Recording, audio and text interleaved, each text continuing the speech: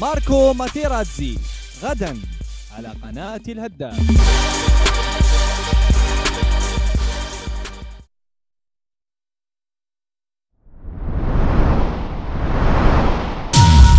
الهداف تيفي في قلب الحدث.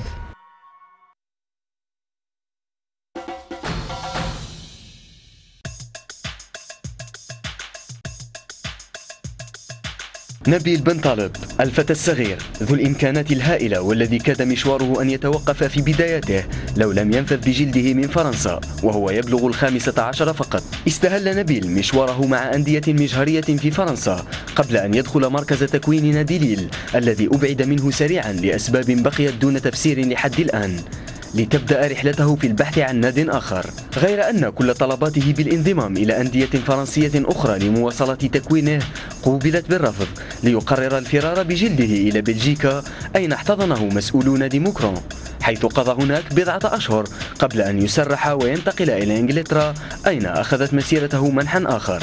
بن طالب وبعد أشهر قليلة قضاها في نادي برمنغهام سيتي تنقل إلى أكاديمية توتنهام أين رقي مباشرة إلى تشكيلة الرديف، إذ أصبح لاعبا مهما عند المدرب تيم شيرود، قبل أن تتم ترقية هذا الأخير للإشراف على النادي الأول خلفا للبرتغالي فيلاش بواش، وهو ما منح الفرصة للاعب من أجل تدشين مشاركاته مع النادي المحترف لأول مرة شهر ديسمبر 2013 أمام ساوثهامبتون.